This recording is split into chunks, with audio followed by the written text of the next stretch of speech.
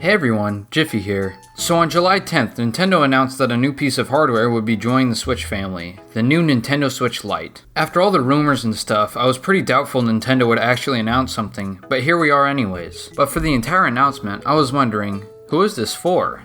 Why would Nintendo make something like this? Well, these are a few of my theories.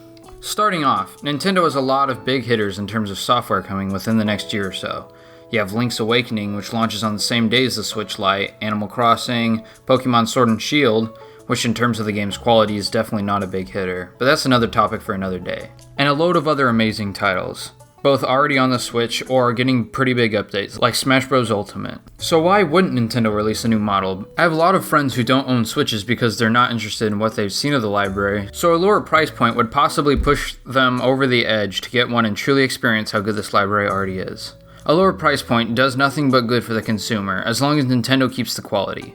I do wonder how many new people will get confused by the inability to play certain games. Super Mario Party and 1-2 Switch are pretty much dead games now. Nintendo isn't pushing them out as heavily anymore, so I doubt most people would buy them for their new Switch Lites. An issue for sure, but certainly not a big one. The next reason I thought they would make this is for a more personal handheld experience. For me, I've always had a more personal connection with my 3DS compared to something like a Wii U or my Switch, mostly because it's meant for a single player. While the main Switch has a handheld mode, it's always felt more like a party trick or something. If I'm bringing my Switch somewhere, I'm going to play it with friends or family.